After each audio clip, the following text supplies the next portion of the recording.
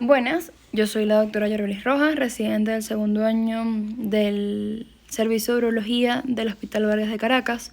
El día de hoy quiero hablarles acerca de un tema bastante frecuente como es la infección del tracto urinario, específicamente la infección del tracto urinario alta. Tuve como tutor al doctor Juan Carlos Moreno, adjunto al Servicio de Urología. Ok, con respecto al contenido, pues vamos a tocar epidemiología, etiología, resistencia antimicrobiana en Venezuela, conceptos, fisiopatología, clasificación, diagnóstico y tratamiento. Las infecciones del tracto urinario son un problema bastante frecuente en el adulto de atención primaria y eso lo sabemos. El 60% de las mujeres va a experimentar un episodio de infección del tracto urinario a lo largo de su vida. El 20 o del 20 al 40% va a repetir al menos un episodio de infección del tracto urinario. Y el 25 o 50% va a tener episodios de infección del tracto urinario recurrente.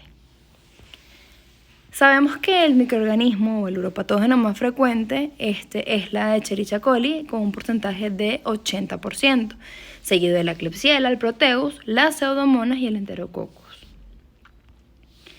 En el estudio realizado por Provemra en el 2019, se evalúa el porcentaje de resistencia de los antimicrobianos, de los microorganismos frente a los antimicrobianos.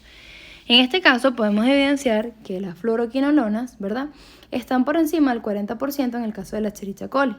Así como también vamos a evidenciar que la ciprofloxacina, superan ese 15% de porcentaje de resistencia. En el caso de la Klebsiella, también evidenciamos que las fluoroquinolonas están por encima del 35% con respecto al porcentaje de resistencia. Y de igual forma, el porcentaje de resistencia es bastante elevado con otros antibióticos, como por ejemplo las cefalosporinas de tercera generación, siendo bastante sensible en este caso los carbapenémicos como el ertapenem y el colistin, que no es un carbapenémico, pero también es sensible. El que tiene mejor, el que mejor es tolerado desde el punto de vista antibiótico, es el Proteus mirabilis, en el que vamos a observar que el porcentaje de resistencia a las ciprofloxacinas, a pesar de que es el más elevado, seguido de la nitrofurantoína, pues los antibióticos que normalmente indicamos frente a las infecciones del tracto urinario son bastante eficaces con respecto a erradicar el microorganismo, tales como las cefalosporinas de tercera generación, que vemos acá que el porcentaje de resistencia está por debajo del 10%, entonces bueno. Con respecto a la Pseudomonas aeruginosa, pues vemos que los porcentajes de resistencia son bastante elevados, vemos que es una infección pues nosocomial, en el cual el que tiene mejor respuesta es el colistin. El Enterococcus fecalis vemos que también se observa que el porcentaje de resistencia en el caso de la fluoroquinolona supera el 20%. Vamos a observar que en el caso de la gentamicina casi alcanza un 60%, Y otros microorganismos, o mejor dicho, otros antibióticos que a veces indicamos o que solemos indicar para las infecciones del tracto urinario, como la nitrofurantoína, pues es bastante bien tolerada por este microorganismo. Con respecto a los conceptos, sabemos que la infección del tracto urinario, ¿verdad?, se define como la presencia de microorganismos patógenos en el tracto urinario que generan síntomas en el paciente. Bacteriuria sintomática se define como la presencia de 100.000 unidades formadoras de colonia de un microorganismo en 2 urocultivos realizados con un intervalo de 24 horas sin síntomas urinarios. Infección del tracto urinario recurrente. La recurrencia de la infección, ¿verdad?, en un intervalo de 1 año, 3 infecciones urinarias o 2 infecciones urinarias en 6 meses, Es importante destacar que hay 2 términos con respecto a la recurrencia, que son las persistencias y la recaída.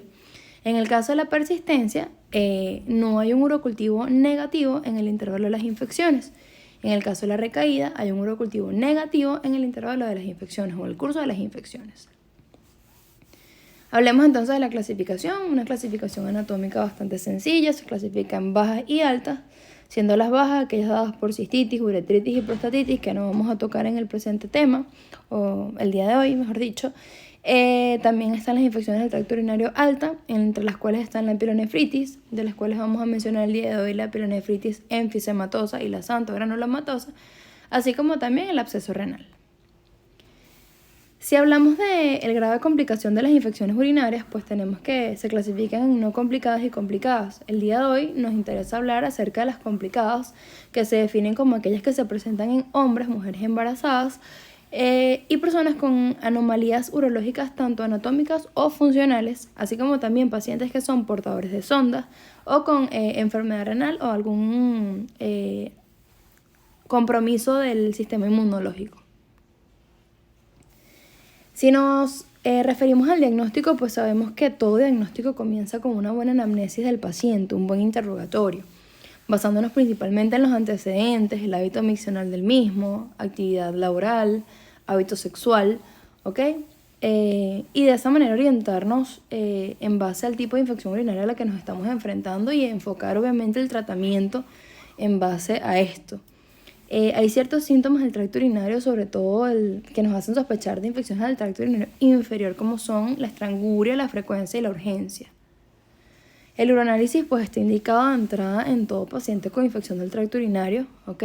Pero en este caso vamos a hablar más acerca del urocultivo, porque el urocultivo no está indicado de entrada sobre todo en los pacientes en los que no se trata de una infección urinaria complicada, y aquellos que no presentaron infección del tracto urinario recurrente. Realmente el urocultivo tiene indicación en estos pacientes en los que sospechamos de infecciones urinarias complicadas, infecciones urinarias recurrentes, en los que hay que estudiar más a fondo cuál es el microorganismo que se encuentra ahí en la vía urinaria y obviamente dirigir la terapia en base al resultado del antibiograma.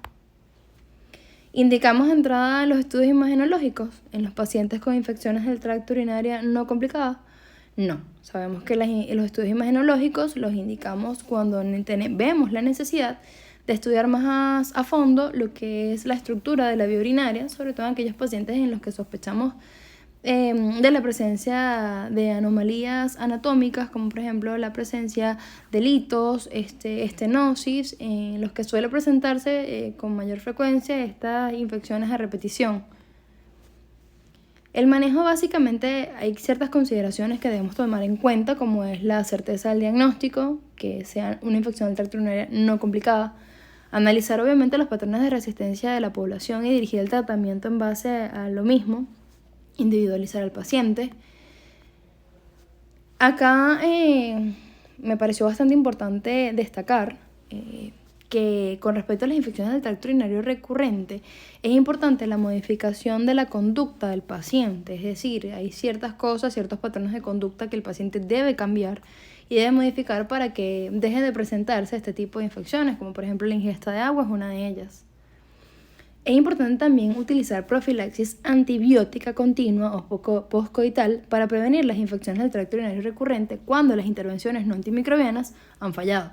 Orientar a los pacientes sobre los posibles efectos adversos con un grado de recomendación fuerte. Aquí tenemos el esquema antibiótico, ¿ok? Donde tenemos en primera línea el trimetoprim, ¿ok? La nitrofurantoína, cefalosporinas de primera generación, fosfomicina.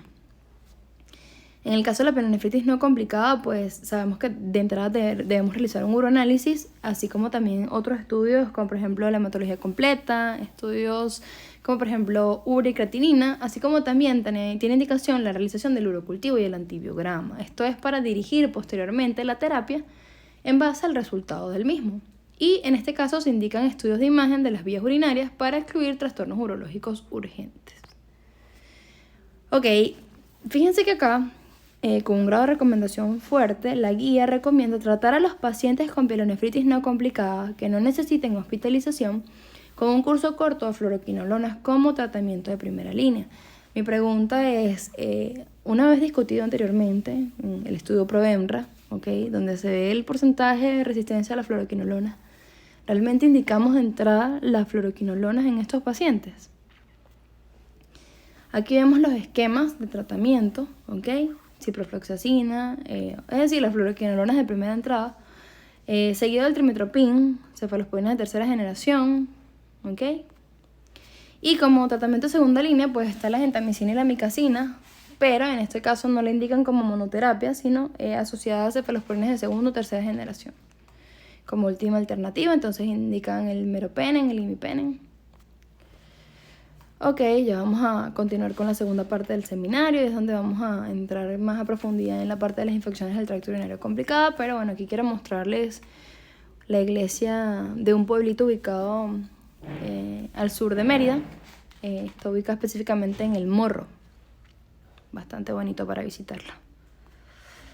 Ok, infección del tracto urinario complicada, entonces nos vamos a enfocar en secundaria cateterismo, pielonefritis enfisematosa y pielonefritis santo-granulomatosa. Sabemos entonces que la infección asociada a catéter, el sondaje vesical permanente, constituye el factor predisponente más importante a la infección del tracto urinario nosocomial. Perturba los mecanismos defensivos del huésped y facilita el acceso de los uropatógenos a la vejiga. 2/3 ascienden por vía extraluminal entre la sonda y la mucosa de la uretra y 1/3 por vía intraluminal. Estos microorganismos constituyen alrededor de la sonda un biofilm que facilita a su vez la colonización vesical por los uropatógenos al facilitar la adhesión de los mismos a su superficie. Una vez adherida a la superficie, la bacteria cambia fenotípicamente y produce exopolisacáridos que van a atrapar y proteger a las bacterias replicantes. Hablemos entonces de pielonefritis enfisematosa, aquí entrando un poco en el tema de la parte complicada.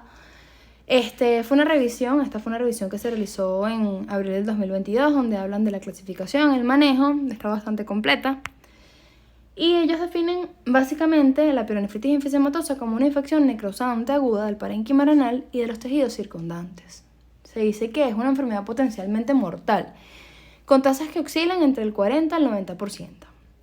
La edad media de estos pacientes es aproximadamente 57 años, con una proporción hombre-mujer de 1 a 2.5 de prevalencia. Ok, sabemos entonces nuevamente aquí el caballito de batalla de los microorganismos uropatógenos es la Escherichia coli, mejor dicho, con el 49-67% de los casos seguido de la Klebsiella, el Proteus, el Enterococcus y la Pseudomonas. Realmente es raro que estas infecciones sean polimicrobianas, sin embargo se ha descrito que del 4 al 24% puede ser polimicrobiana. Hay ciertos factores de riesgo, entre ellos la diabetes en el 90% de los casos, la obesidad, obstrucción del tracto urinario, disfunción neurogénica, alcoholismo, abuso de drogas e inmunosupresión. Con respecto a la presentación clínica, ¿cómo se manifiesta la pielonefritis enfisematosa? Ok, en el 68% de los casos piuria y neumaturia, 68% con dolor en flanco, 60% con fiebre, 29% con hematuria, 30% con alteración de la conciencia y 25% de estos pacientes puede presentar shock. Hablemos de la mortalidad. ¿Cuál es el porcentaje de mortalidad de estos pacientes? Hablamos entonces de riñones normales, riñones trasplantados o afectación bilateral. En el caso de los riñones normales, del 11 al 42%. En riñones trasplantados de 13 a 22.5% y con afectación bilateral del 5 al 50%. Hay ciertos predictores de mortalidad descritos acá, como ven elevados niveles de creatinina, la presión arterial sistólica por debajo de 90, que hay afectación bilateral, desórdenes al nivel del estado de conciencia, un Quit-SOFA por encima de 2. Y al hablar de fisiopatología, pues tenemos ciertos factores que son importantes y que predisponen a todo este proceso, como son los altos niveles de glucosa, microorganismos productores de gas, alteraciones vasculares, inmunosupresión, obstrucción del flujo, que nos llevan a 3 teorías. Estas 3 teorías, la primera establece establece la introducción de gas desde el exterior o desde otra fuente hacia la parte renal, a través de traumatismos, fístulas o procedimientos urológicos como por ejemplo una simple cistoscopia. La segunda teoría es la más aceptada, que es la que establece la fermentación de la glucosa. De por sí la médula renal es bastante hipoxémica. Esto es favorecido o es aprovechado por las bacterias anaeróbicas para aumentar el metabolismo anaeróbico, fermentar la glucosa y producir en este caso dióxido de carbono e hidrógenos que se van acumulando, van esparciéndose a lo largo del parénquima renal o incluso pueden diseminarse hacia otras estructuras adyacentes. La tercera teoría habla de la producción de gas como resultado del tejido necrótico. Esta fue una publicación realizada recientemente donde resumen de manera completa todo lo que es el tema de pielonefritis enfisematosa. Y de allí tomé el presente cuadro donde vemos que desde 1970 ya se está estudiando el cómo categorizar a estos pacientes en base a los hallazgos imagenológicos. Actualmente la que se usa es la realizada por Wang en el 2000, la clasifica en 4 clases. La clase 1, que es gas a nivel sistema colector, 2 a nivel del parénquima, 3A y 3B. 3A es pararrenal y 3B es perirenal, y pararrenal. Y 4, que es afectación bilateral o en un solo riñón en pacientes monorrenos. Ok, esta es una imagen para evaluar o para demostrar los tipos de pielonefritis enfisematosas. Con respecto al manejo hay ciertas reglas, ¿ok? Vamos a evidenciar que primero está la fluidoterapia, antibióticos endovenosos, nefrostomía versus catéter doble J, manejo de la UCI, del shock séptico, o en la UCI el shock séptico, así como la nefrectomía de urgencia. Realmente está en controversia si realizar una derivación renal interna o externa versus una nefrectomía de urgencia en vista de las complicaciones que se pueden presentar en estos pacientes al realizar un procedimiento tan radical como es una nefrectomía de urgencia, y sobre todo en estos pacientes que de por sí llegan con un toque del estado general bastante acentuado. Ok, hablemos del tratamiento. De igual manera, las consideraciones: hay que categorizar al paciente, evidenciar la gravedad de la enfermedad en base a la presentación clínica y los patrones de resistencia, así como también se debe adaptar la terapia de acuerdo al funcionalismo renal y los estados de inmunosupresión del paciente. Claramente, aquí está indicado el estudio bacteriológico, son obligatorios. Hablemos del resumen de evidencia, aquí muy puntual, ¿ok? Las infecciones urinarias con síntomas sistémicos que requieren hospitalización se deben tratar inicialmente con un régimen antimicrobiano intravenoso elegido en base a datos de resistencia local. Eso es bastante importante. Es importante también destacar que si se cree que la prevalencia de resistencia a las fluoroquinolonas es menor del 10% y el paciente tiene contraindicación para cefalosporinas de tercera o aminoglicosios, la ciprofloxacina puede ser prescrito como tratamiento empírico en mujeres con pielonefritis complicada. También en base a las recomendaciones se dice que se debe usar la combinación de amoxicilina más aminoglicosios, cefalosporinas de segunda más aminoglicosios, o cefalosporinas de tercera generación por vía intravenosa como tratamiento empírico ante síntomas sistémicos. Solamente usar ciprofloxacina siempre que los porcentajes de resistencia sean por debajo del 10%.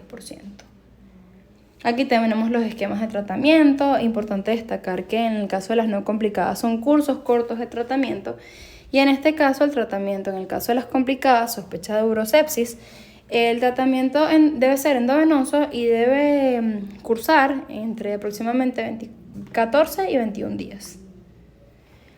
La terapia antimicrobiana empírica a dosis altas administradas dentro de la primera hora debe proporcionar la cobertura antimicrobiana contra todos los patógenos causales probables y debe adaptarse sobre la base de resultados de cultivo una vez disponibles. Es importante realizar la puntuación del QIT-SOFA para identificar pacientes con posible sepsis, y obviamente se debe tomar el cultivo en conjunto con el hemocultivo antes de comenzar el tratamiento.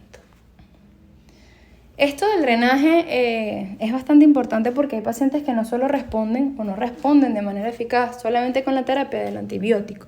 También ameritan o requieren de un drenaje quirúrgico, bien sea a través de una derivación renal externa, una nefrostomía, o una derivación renal interna, la colocación de un catéter doble J. Se recomienda la tomografía de seguimiento de 4 a 7 semanas después de la terapia del tratamiento inicial, En el caso de la nefrectomía, anteriormente era el gol estándar, se le realizaba nefrectomía de urgencia a estos pacientes. Sin embargo, en vista del porcentaje de mortalidad, que es el 42% según ciertos estudios, ya no es la primera línea de tratamiento. De hecho, hay ciertos estudios que comparan el manejo conservador versus la nefrectomía y se ve que el porcentaje de mortalidad supera de manera muy exagerada, por decirlo así, al manejo conservador depende de derivación renal con el antibiótico. Ok, pielonefritis antogranulomatosa. Sabemos entonces que es una afección inflamatoria granulomatosa crónica proliferativa rara, caracterizada por una destrucción macroscópica del parénquima renal, en donde va a haber depósitos de macrófagos cargados de lípidos, que son las llamadas células espumosas. La combinación de la obstrucción e infección son los indicadores o los iniciadores primarios, lo que da como resultado una pielonefritis intersticial. Normalmente los pacientes presentan obstrucciones de las vías urinarias. Estos pacientes con obstrucción de las vías urinarias no logran erradicar de manera completa el microorganismo, se produce una inflamación crónica y eso es lo que conlleva al desarrollo de una pielonefritis xantogranulomatosa. Con respecto a la presentación, su presentación suele ser bastante inespecífica, puede ir desde un simple dolor abdominal, así como síntomas del tracto urinario inferior, fiebre, masa sensible y palpable, hematuria macroscópica y pérdida de peso. El agente causal sabemos nuevamente que es la Escherichia coli y Proteus mirabilis en el 35.3 y 17.6% respectivamente. Ella se titula como la gran imitadora. ¿Por qué? Porque puede presentarse como la imagen de un lobe renal, de un carcinoma de células renales, tumores uroteliales o incluso como tuberculosis. Y es por ello que el diagnóstico definitivo suele ser, a través de la anatomía patológica.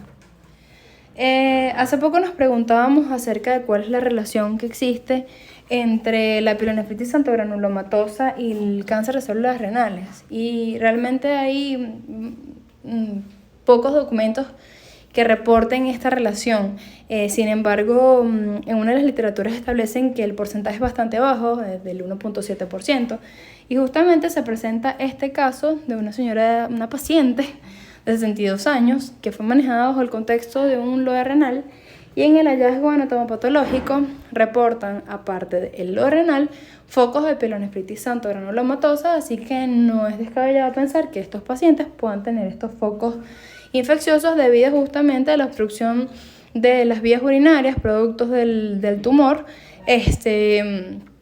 que generan la colonización de bacterias y esta inflamación o este proceso inflamatorio crónico. Ok, entonces, conclusiones. ¿Y qué nos vamos a llevar de este seminario? ¿Qué es lo importante?